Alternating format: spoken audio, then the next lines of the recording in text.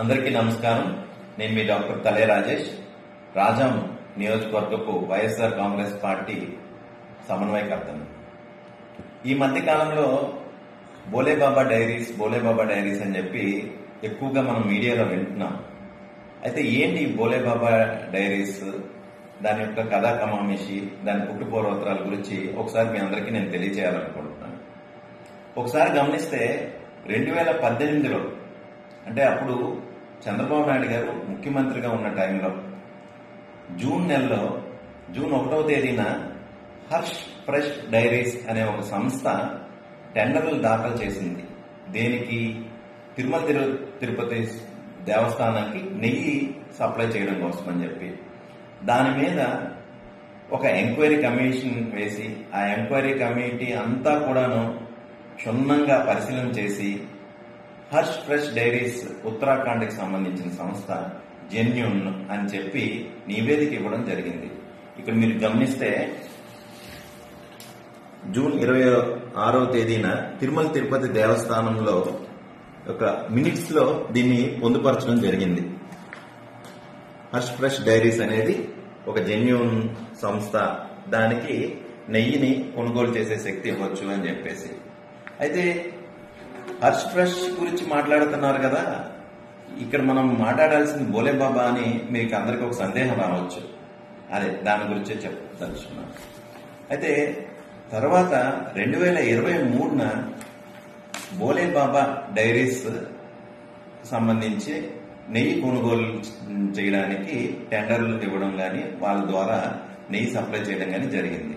అయితే ఈ బోలేబాబా మరెవరో కాదు, అంతకుముందు చంద్రబాబు నాయుడు గారు ఏదైతే హర్ష్ ఫ్రెష్ డైరీస్ కి ఆర్డర్ ఇచ్చారో వాళ్లే రూపాంతరం చెంది బోలేబాబాగా అవతరించారు. ఇదిగోండి దానికి సంబంధించిన ఇది. ఈ క్రిసిల్ రేటింగ్స్ లో ఏం చెప్పారు అంటే, ఈ Bhole Baba is same as the Harsh fresh diaries, అంటే రెండు కూడాను ఒకటే అని చెప్పి. అయితే ఇక్కడ నేను ప్రశ్నిస్తుంది ఒకటే, 2018లో మీరు ఏదైతే సర్టిఫికెట్ ఇచ్చారో కరెక్ట్ జెన్యూన్ అని చెప్పి, మరి అదే డైరీ బోలేబాబాగా రూపాంతరం చెందింది. మరి అప్పుడు నుండి వాళ్ళే తిరుమల తిరుపతి దేవస్థానానికి నెయ్యిని ఇస్తున్నారు.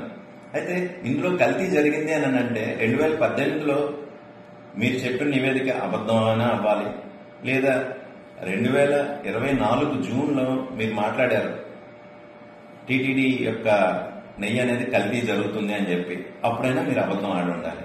ఎందుకంటే వారే ఆ ఉత్తరాఖండ్కి సంబంధించిన సోకాల్డ్ హర్ష్ ఫ్రెష్ డైరీసే ఇప్పుడు బోలేబాబానే మనకి నెయ్యి అనేది ఇస్తున్నారు. మరి అందులో కల్తీ జరిగింది అని అంటే దాని రెస్పాన్సిబిలిటీ ఎవరు తీసుకోవాలి? మీరే తీసుకోవాలి చంద్రబాబు నాయుడు గారు. ఎందుకంటే అప్పుడు మీరే సర్టిఫై చేశారు. దాన్ని వైఎస్ఆర్ కాంగ్రెస్ పార్టీ అధికారంలోకి వచ్చాక దాన్ని కంటిన్యూ చేశారే తప్ప వారికేమీ ఆపేయడం కానీ కొత్తగా వేరే కంపెనీలు తేవడం కానీ జరగలేదు. సో దీన్ని బట్టి అర్థమవుతుంది ఏంటంటే, మీ రాజకీయాల కోసం, నీచ తుచ్చ రాజకీయాల కోసం ఒకప్పుడు మనుషులను వాడుకున్నారు. ఇప్పుడు ఈ విషయంలో దేవుణ్ణి, అంటే ఈ కలియుగ దైవం అనేటువంటి వెంకటేశ్వర స్వామిని మీరు వాడుకుంటున్నారు. మనుషులు అయితే శాపనార్థాలు పెడతారు, దేవుడి జోలికి వస్తే ఏం జరుగుతుంది అనేది రానున్న రోజుల్లోనే మనం చూడబోతున్నాం.